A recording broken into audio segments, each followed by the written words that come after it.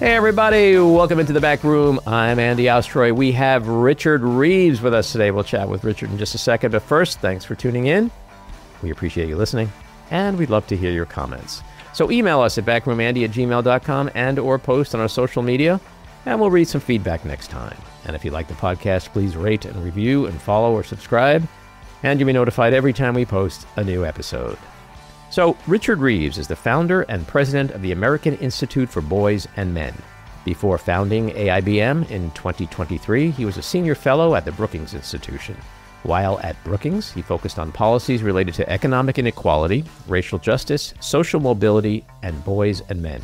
He is the author of several books, including Of Boys and Men, Why the Modern Male is Struggling, Why It Matters, and What to Do About It, and Dream Hoarders, How the American Upper Class is Leaving Everyone Else in the Dust, Why That is a Problem, and What to Do About It. Inspired by his own experiences as a father and policy expert, Richard founded AIBM to bring awareness to the challenges facing boys and men today and to develop evidence-based solutions. Richard, welcome into the back room. Thanks for having me. So I want to just start by playing devil's advocate a little bit. So You wrote a book in 2022 called Of Boys and Men, Why the Modern Male is Struggling, Why It Matters, and What to Do About It. I'm going to kind of go in and out of that as well as your essay that you wrote this summer. But I want to start, like I said, playing devil's advocate a bit. Men are the dominant gender in our culture. Men hold most of the power. Men dominate politics, corporations, Wall Street, the media, entertainment, the military, sports. And now with efforts to destroy DEI policies to level the playing field, it just seems men are poised for even more privilege. Now, if someone said to me, people of color, immigrants, seniors, the sick and the poor are struggling, women are struggling, I'd be all in. So help us understand why young men, and perhaps especially young white men, are struggling so much today. Well, I think the important point to make is that actually it is young men of color who are struggling the most, even in absolute terms. And so you just listed a bunch of groups with the exception of women, but sort of low-income people, immigrants, etc. Half of those are men, depending on how you categorize it. And so the difficulty with this debate is that you can look at the top of society, and you've just mentioned politics, you mentioned corporate leadership, etc., and continue to see that in those very senior positions, there is a lack of representation of women. That is absolutely true. But we shouldn't assume that the whole of society feels like the boardrooms of Google and like Congress, right? And so where I live in Southern Appalachia now, just in kind of East Tennessee, where fewer than half the men are working. There's huge death rates, very low life expectancy, etc. And it's not at all clear to me that the men, this is a predominantly white area actually, but I could also talk about Baltimore, where my godson lives, or my son teaches now.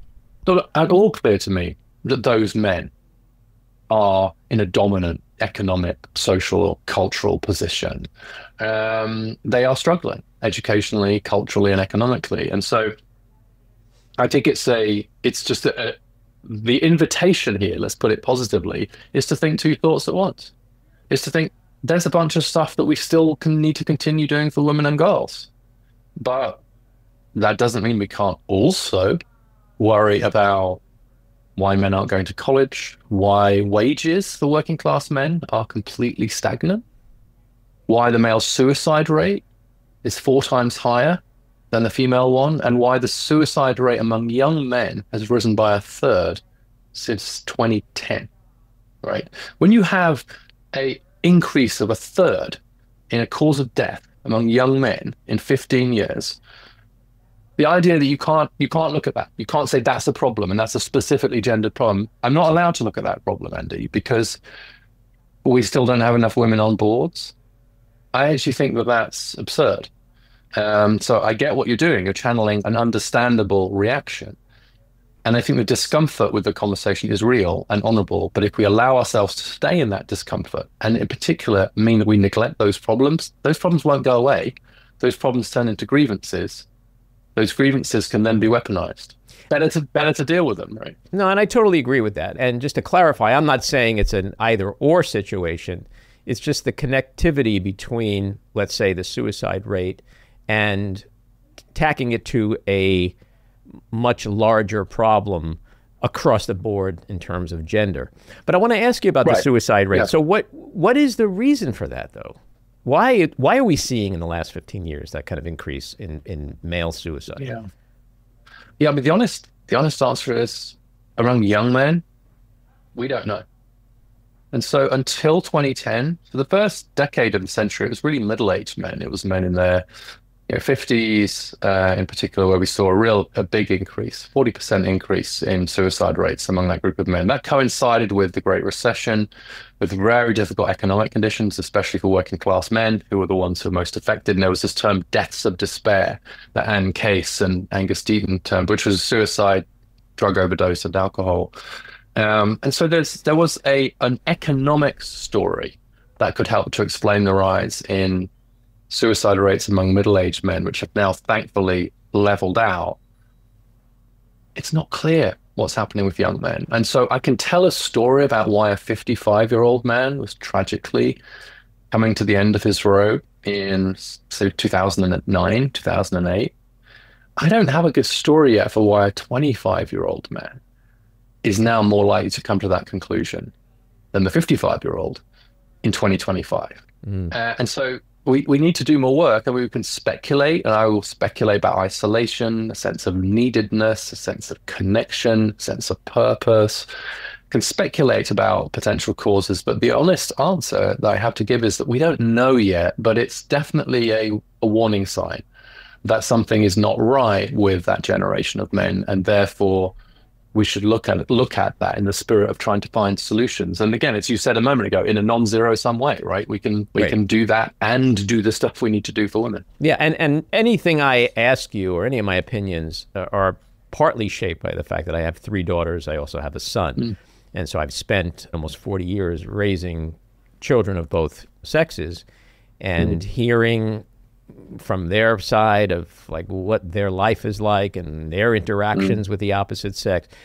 But you mentioned something interesting, a couple of things about isolation and then also connectivity, because I think on some level those two clash, because the internet, social media, has given young people, male and female, an enormous opportunity to connect with family, with friends, to make new friends, to meet people of like-minded interests, et cetera, at the same time as we're learning from a lot of these mass shootings that happen, that young men are finding connection in not a really good way through gaming. There are some apps and programs I don't even know of, but it's like the deep dark web that a lot of these young men are going into. And that's where a lot of the radicalization is becoming, because they're bonding in this isolation. But how much do you blame or place responsibility on social media and the internet, and how the availability of so much content, and especially through algorithms, the kind of content that is being pushed to them about their own masculinity and their own self-image and women and how to interact with women, fighting? I mean, we see all these things that are taking place. So it's just interesting when you think about isolation, but also connectivity. Yeah, I agree. There's a lot of ironies here, and I want to be clear. Well, first, let me ask you a question. How old is your son? 33.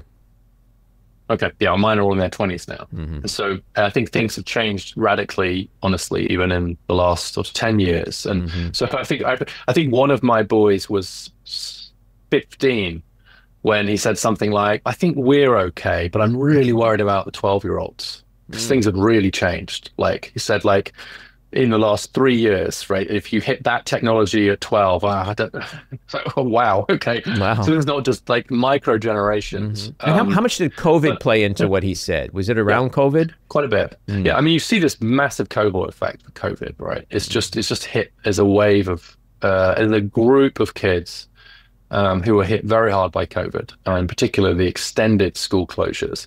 That really, I think, had different effects for girls and boys. That actually affected girls a bit more academically, because girls do better at school.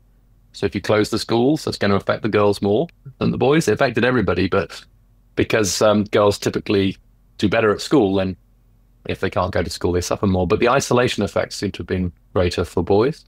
in some surveys. The way I think about this is that when we talk about online world, social media, algorithm, what we're describing is the water that everyone under the age of 25 or 30 swims in. It is just the world now, right? And so there's a tendency, if you're a little bit older, as we are, and to sort of segment it and think of it as tech and online. We talk about things like screen time and all that kind of stuff, right? We have this. It's very difficult for us, I think, to adjust to this world where this is just like all they've grown up with. They're so-called digital natives. And I have to tell you that there's a few things to note are that crime rates have gone down very significantly in the last few decades. Right. And the reason I emphasize that is because I think sometimes when people talk about this, they don't know that. Actually, people think, and most crime is committed by men, especially violent crime. Mm-hmm. Right. So let's be clear, violent crime rates, which is mostly committed by men, massively gone down, probably roughly halved in the last 30 years, right? So men are much less violent today than they were. Right. And so I think that with the discussion of like shooters, radicalization, exception, we should be very careful not to assume the exceptions are the rule, right? Mm-hmm. Which is more about retreat, I think, more about isolation. And so then the question is like, what is that happening with tech? And I'll stop after this and maybe one example. Like gaming is a great example of a technology shock that is both very good and potentially quite bad. It's very good because it's great fun. It's actually very connecting. I've seen my own sons keep all kinds of relationships going. It's amazing to watch, and they're laughing and they're having fun and they're doing something together while they're talking, which is particularly important for boys and young men. And then they arrange on Discord while they're playing a game. They arrange to meet each other later and go and do something, right? And so it can be very connective. And this is very top of mind for me. I was at an event with Common Sense Media earlier this week in New York, and there was a panel of 4 young men and talking about their online lives. And they're all in very good schools that support them very well and from different backgrounds. And all 4 of them said they felt safer and freer online than in the real world. Interesting. And I think, okay, that's interesting. I think there's a freedom to the interaction, to the space, to like the real world feels quite challenging to a lot of boys and young men right now, right? To negotiate, and it always has been, right? This is part of it. Like life is hard, that's part of it. But if you then only game, like if that's all you do, and it crowds out the in real life activities, that's when it's a problem. So the problem is not the gaming, it is the problem of if you're only gaming, that means you're not doing other things like dating, exercise, outside, in real life, flesh and blood, embodied relationships. And so it's like all things, like in moderation, it's awesome.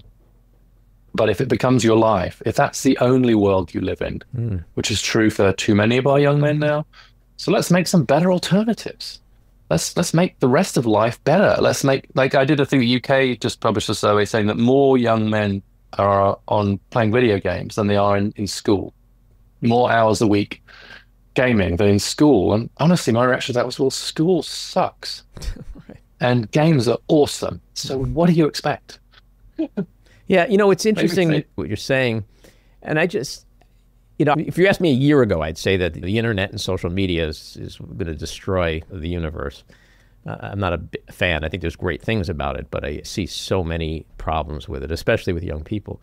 But when you think about men, boys, they've just never, you go back 100 years, 200 years, never been brought up to believe that they can show emotion, they can be vulnerable. And to your point, so now you take those qualities or lack of certain qualities and give them a screen where they can be either anonymous or like it's only 2-dimensional or 1-dimensional. They could be more comfortable in that lack of vulnerability and intimacy and empathy or whatever. And I just think it's a huge part of the problem. It's like digital masculinity, right? I'm sure you get a lot of not so nice emails and posts on your social media like I do. Almost all the time it's men. You know what I mean? Like the people who say the worst, most vile things are men. And I think it's to your point that online men have been able to adapt to this other persona that just allows them, gives them license to be unfeeling or all the things they grew up either hearing they're supposed to be or shouldn't be. And I think it's just real dangerous when they're plugged in. Yeah, so I think you're being way too gloomy about this, Andy. Okay. And that, which is not to say that there aren't issues, but I don't think you're seeing enough of the upside. Upside so of one thing is that upside of the internet, of the online, yes, of the internet, yes, of the internet. The way you started, the connection. And again, these are anecdotes, but actually, the number of boys, we published work on this, who maintain friendships and connections online through gaming. And so it is one of the differences in communication style on average between men and women is that men are a little bit more comfortable communicating shoulder to shoulder.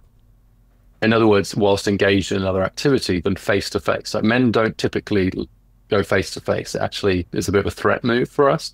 So that's why stereotypically, like, men are going to be fishing or playing golf or hiking but I think online gaming is like an online equivalent of that shoulder to shoulder. And so I've noticed that even my own sons, is that they're gaming, but they're talking while they're gaming, right?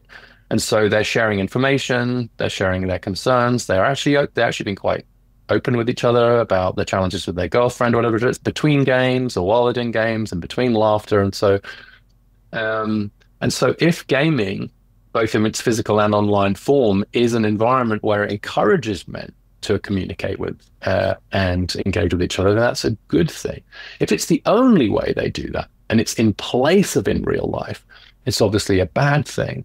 But I worry quite a lot that we don't have enough spaces now where actually young men especially, do feel they've got the opportunity to be like that, and perhaps to communicate in a more stereotypically masculine way, right? Which is more bantering, it's more playful, it's more doing something.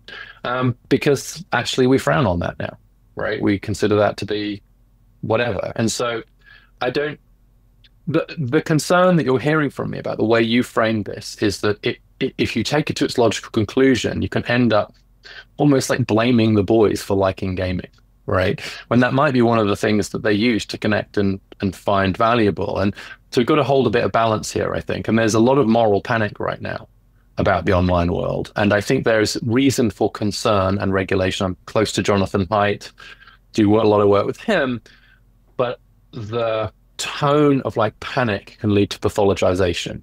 And that actually tends to drive young men further away from the conversation rather than drawing them in. We're better at, this is Equimundo's line from Gary Barker. He said, right now we're doing a much better job of calling men out than of calling them in. We have to be careful about that. Yeah, well, it's interesting, like when a lot of the so-called experts talk about gun violence and the mass shootings, they either blame it on porn, they blame it on mental health, they blame it on gaming. We see in other Western countries that also have porn and gaming, and what they also have is strict gun laws, and the correlation between a lack of gun violence and strict gun laws seems to be lost on a lot of people. So I agree. It's not the gaming per se. It's just there's so many cultural influences. It's hard to really isolate what is the problem. It's if it's becoming a substitute, right? That it's the issue. And I think that's the same with like pornography and so on too. And the concern, we're doing work around AI companions now, which is like if gaming is substituting from building real friendships, friendships in real life, if pornography or AI companions is substituting for learning, the difficult issues of forming romantic and sexual relationships, kind of bad. If kind of gambling online, if crypto or day trading or sports betting is substituting for actually getting up and going to work every day and earning money and saving it, right? That's when it's bad, right? So I see it as more this displacement thing. And what I see the problem is occurring is like when you've got this displacement effect. So the young men I worry about right now, there's like 1 in 10 men between 20 and 24. They're not in school and they're not in a job. So they don't have a job and they're not earning. We don't know what they're doing, right? But the evidence suggests that there's quite a lot of gaming going on, right? And so that's troubling to me. It doesn't trouble me that my son, who's a teacher, once he comes home and then he does some of his class prep, jumps on and plays Rainbow Six Siege with his friends and his brother, right, for a bit at the end of the day before going to bed. That does not bother me, right? That's positive, right? Because it's not his life. It's when your life online is substituting for your real life is the problem. And I just think we've got to think about, like, why is it that for so many young men that life has become more appealing than the real world? And maybe we should do something about the real world to make it more appealing and more attractive. Well, I know you've spoken about and written about like boys clubs of America and the after school programs and things. Like that's what we grew up. I grew up when we got out of school, we went over to the Y or some other program and we played basketball, knock hockey, and just shot the shit with our friends, and because that's all we had. And you've written about how we really don't have a lot of that anymore. Yeah, I think that's the thing. It's a civic space, right? It's done person to person. It's done by you, by me, anyone listening to this. Like if there's a guy listening to this conversation, I am going to say to him, there is a boy or a young man in your life right now who would really benefit from you just reaching out to them, texting or calling them saying, hey, how you doing? And then asking, now, how are you really doing? And let's go for a walk or fish or whatever. There's a young man that will benefit from you reaching out. I don't know who that is, your nephew, your cousin, maybe even your own son, whatever. But so I think it's person to person, it's real life. I mean, I think that the phrase, it takes a village to raise a child, is a very powerful one and very true.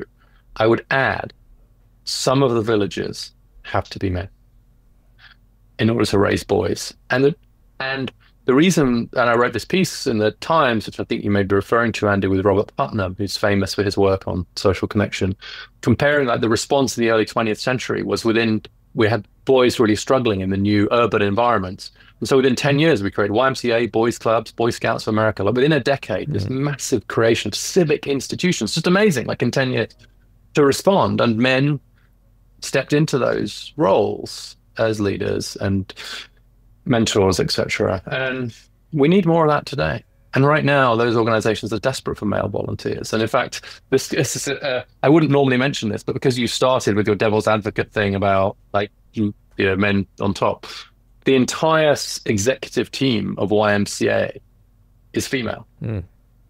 And I do not know any of those female. Amazing job. I love the YMCA myself, etc. But it is the YMCA. The YWCA remains single sex and very focused on women. The YMCA has become very strongly co-ed and actually serves more girls than boys now. It has more female than male volunteers, and it has an all-female executive team. Again, you say that and you worry someone's going to hear, he hates the fact that women are in the boardroom. I hope it's clear by now that neither of us think that. But we should be honest about the fact that we might have lost something along the way, which is environments and spaces that are specifically designed to attract young men and boys, and to meet them where they are with men as part of the leadership team. And that's incumbent on all of us, I think, to step into those spaces. But I think, and again, I'm public on this, I think we will look back on the decision of Boy Scouts to rebrand itself Scouting for America and go co-ed as a mistake. Girl Scouts remains a single-sex organization serving girls and does a great job of it, by the way, in my view. Boy Scouts no longer exists. And I do think we'll look back and say, look, we get why that happened. It was for reasons of inclusion and so on. I think we'll look back and say, maybe that wasn't such a great idea. What do you think of that? Boy Scouts going co-ed? That's an interesting question. I happen to think Boy Scouts should be Boy Scouts. I was a Cub Scout. I wasn't a Boy Scout, but I had a lot of friends in the Boy Scouts. And I'm very traditional when it comes to stuff like that, because I do agree that on some level, we do need to let boys be boys, whatever the fuck that means, and let girls be girls. But that doesn't mean it's not a zero-sum. Like, it doesn't mean girls can only do girl things and boys can only do boy things. It doesn't. Yeah, you're worried that you're stereotyping and therefore prescribing, and then the boy who's not like that feels like, well, there's something wrong with him, or the girl that's not like that, and feels out of place. And we're right to worry about that.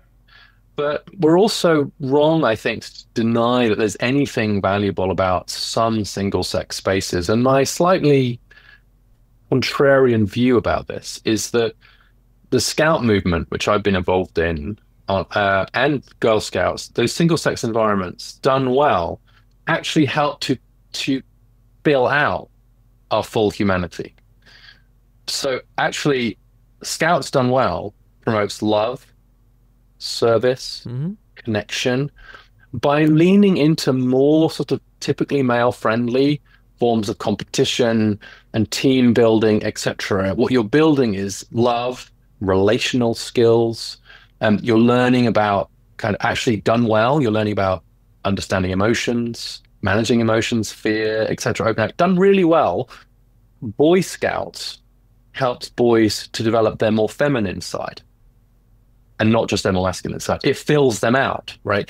In Girl Scouts, they do a lot of stuff on STEM, assertiveness training, being more competitive, etc. Right? Because my experience of this is that, and I had 3 boys and being a scout leader, is that it's usually not that hard to get boys to compete, right? Again, risk of stereotyping. Boys will compete over the dumbest anything. Well, anything. It's like some grown men will bet on anything. And so actually that's and actually getting girls to be like caring towards each other and more emotionally available to each other, again, that's not usually that difficult. And so what you're doing with girls and Girl Scouts is saying, that's great, we're going to keep that, but you're going to learn some stuff about like self-advocacy. Are you interested in STEM? Are you interested in leadership, etc. Right? So in a way, sort of filling out against the gender stereotypes. I think Boy Scouts is exactly the same thing the other way. And so ironically, I think that the case for single-sex spaces is that it makes us fuller human beings, and it reduces the extent to which we're just masculine and just feminine, because we're doing it in a way that's friendly to, and also it's less threatening. I mean, one of the reasons why boys don't put their hands up in school now, anything like as much as girls, is the fear of getting it wrong. They're ashamed. They don't want to get it wrong in front of the girls. And so they just won't put their hands up. They won't offer stuff up. And so one of the advantages of boys' schools, and the evidence on the impact of boys' schools is not clear, by the way, to be clear, but one of the things that they say is that, you know, at least the boys aren't sitting there worried that they're going to look dumb, which is what's happening in co-ed schools now. You're a big believer in having boys be around male role models. And again, this is, you know, a generalization, of course. We can all point to that one friend who had a single mom who was a waitress, raised 5 kids, and all the kids went to Ivy League schools. Like, all of that exists. But in general, it probably is a good idea for boys and girls to have influences of both sexes. You've talked about fathers, that fatherhood is, quote, a load-bearing wall for society. What do you mean by that? Well, it's partly what you were just saying, which is that I think that kids, young people, they believe their eyes more than their ears. You can tell them how to be in the world. You can have like rules for kindness or, you know, positive masculinity. You can have seminars at school on positive masculinity, which is not a very good idea if you do it badly, but they will look at their parents. And of course, mostly what they're looking at is just how to be a good human, right? But there's also a degree to which actually you're looking at like, what does it mean to be a good man and be a good woman? How to conduct yourself in a certain way. And that's good for both girls and boys, like having men in their lives. So I'm just going to focus on men because that's what we're talking about, like men in their lives who are just showing what it means to conduct themselves well as men. Is much more powerful than any number of curricula. And so even if you're a single mom, or actually a mom in a same-sex relationship, I had a conversation with Cara Swisher about this, and or even her co-host Scott Galloway was raised by a single mom, but he said he was saved by the fact that he had a neighbor who just took an interest in him and became that father figure. Just think, Andy, how often have you heard the phrase mother figure compared to how often you hear the phrase father figure? Right. And because you get that lack of fathers, probably as often as you hear the phrase deadbeat dad. Right. Yeah, that's right. And it's so, I think that role modeling thing is important. And so if we have an opportunity to say increase the share, like the share of men in teaching has gone from 33% to 23% in the last couple of decades, right? And it's going down every year. And so we're emptying the men out of our classrooms and then lamenting the lack of positive male role models. I find that frustrating, honestly. I find it frustrating when politicians and so on will give speeches and say, these boys need more positive male role models, right? Which I agree with. And I'll say, and so what have you done about the fact that in your state, the share of men in classrooms has gone down by 10 percentage points? Do you have a policy for that? Are you doing anything about that? Because surely if there's one area you could do something about that, it would be in schools. And by the way, a third of male teachers are also coaches. So you get coaches and so on. Are you doing anything about that? And so, yeah, I do feel quite strongly that representation matters, that men and women bring overlapping, but sometimes slightly distinct contributions to these endeavors, to fatherhood and motherhood, to male and female teachers. And in just the same way, I think that boardrooms and congresses do much better when they have more women in them as well. I think women do bring some different sensibilities and skills to those rooms. That's true in elementary schools as well, right? So I think I'm very, very troubled by the fact that we still only have 25% of members of Congress are women. But I'm also troubled about the fact that we have a lower share of men than that in our schools. And I'm going to go out on a limb and say I think it's important to have representation in schools as well as in Congress. I think we need both. In 2025, how do we define manhood? And how has manhood changed, the definition of manhood changed over the last 10, 15, 20, 30 years?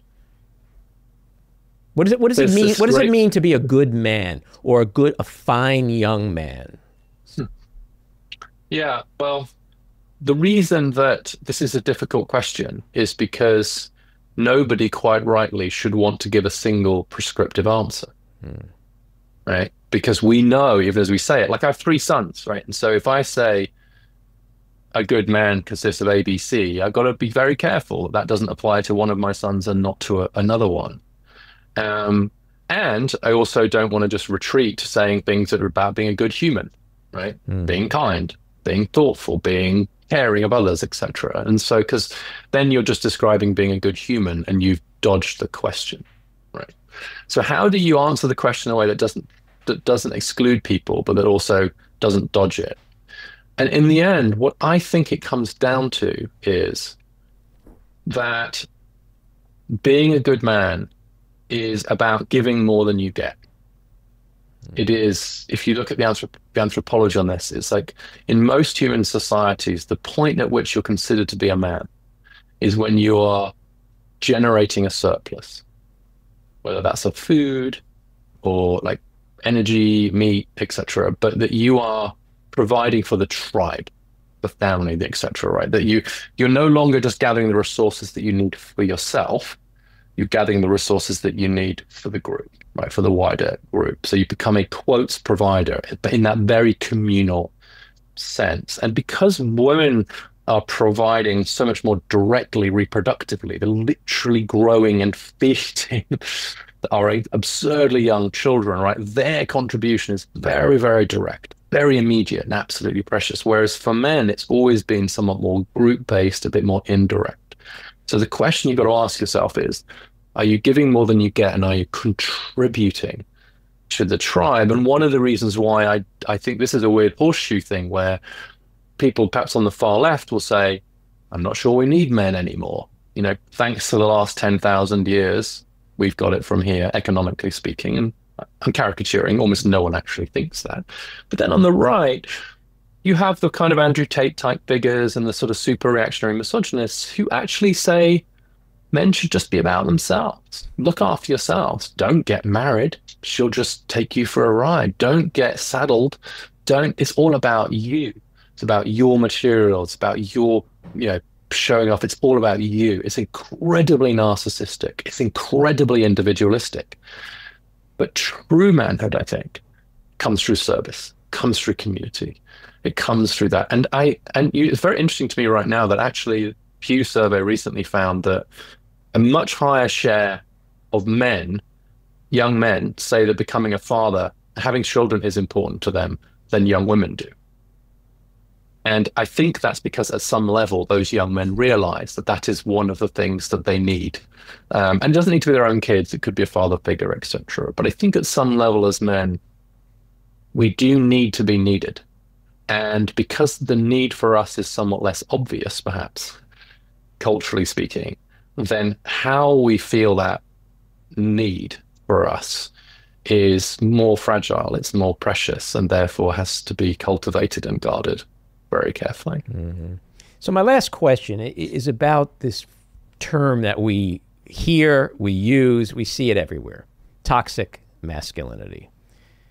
Is that a bad thing to be saying? Is it having a really negative impact on the problem we're talking about? Or is it just a real, Yes. is it just a real thing that we got to accept and deal with? No, I am going to have as a metric for my success, Andy, that this is not a question that I get asked in 5 years' time, because the term has fallen largely into disuse. It's just gone the way that many terms do. I'd like to throw woke away along with it, by the way. Like, I just hope that 5 years of these absurd terms have gone. The reason I don't, toxic masculinity as a term has done much more harm than good. Now, is it good to sometimes draw attention to certain ways of being stereotypically male that are bad? Sure. But to bundle it just as toxic masculinity, it puts the words too close together. It frames it in a way that is very, very off-putting to young men. It doesn't work. Like, there are very few men who are excited by a conversation about how they can learn to be not toxic. Like, roll up. We can teach you to not be poisonous. How would you like to be not poisonous? How would you like to be a non-toxic man? It's not a very inspiring vision. And so by framing it negatively, by saying we're going to start with this negative and make you not that, right? You've sent them running for the hills, and quite right too, in a way. And then the conceptual problem with it is that when you ask people who use the term toxic masculinity to define non-toxic masculinity, they end up defining stereotypical femininity. So if I have this conversation, it's okay. They say, no, but not all masculinity is toxic. It's okay. Well, give me some non-toxic masculine traits then. And they'll say, oh, care, emotional availability, sensitivity, being sensitive, being willing to cry, and say, okay, and how is that different from stereotypical femininity? And they'll typically then at that point go, oh no, it's the same. So, okay, so what you're basically saying is you can either be toxic or feminine. Well, no wonder you're losing the boys, right? I mean, that's like, and so they're not willing to actually articulate then some aspects of masculinity, again, all at the average, that are good, because they're afraid that if you say men are good in the following way, you're somehow saying women aren't like that, and that's bad. So you end up in this incredible bind where you find yourself very, very able to list all the bad things about men and masculinity, but unable to articulate a single good thing about it. And that is the trap that too many people on the center left and the progressives have got themselves into, which is they just don't have a, like, actually Barack Obama said it brilliantly recently. He said on his wife's podcast, he said, we have said a lot about what is wrong with young men. We have not said enough about what is right with young men. What's good about men? What's good about young men? And again, I was at this panel recently with these young men, and I said, look, do you like being a guy? And look, if you like being a guy, all of them, fine. And then someone asked the follow-up question. What do you like about being a guy? What's good about being a man? What's good about being a... Not a single one of them could give an answer. Interesting. And so it's possible he didn't have one. It's also possible in an environment like that, they're just not going to say it. And so I think that absent any mainstream or positive story to tell about why we need men, why men are good, we will continue to lose this battle. We will lose men to the reactionaries, because the reactionaries do have a story to tell them about being a man. And it's a bad story, but the thing is, a bad story beats no story. And right now, center left, until very recently, has had no story not a positive story about men. And I'm afraid that's created a vacuum that has led to the cultural position we're in right now. And so we need to look out to ourselves rather than just look to blaming the men. So much to think about. Great conversation, Richard. Right. Really enjoyed it. Yeah, it was fun. Hope you'll come back and chat with me again. Yeah, likewise. Thank you for this work. Alrighty. Take care. This episode was produced and edited by me, Andy Ostroy. It was co-produced by Maddie Rosenberg and Jen Hammoud for Radio Free Rhinecliff, with additional editing by Maddie Rosenberg, music by Andrew Hollander, and graphic design by Cricket Langell. And with a special thanks to our sponsor, The Epicurean. Again, thanks for listening. Please rate and review wherever you get your podcasts, and subscribe to the Backroom with Andy Ostroy YouTube channel, where you can watch full videos of our interviews. See you next time.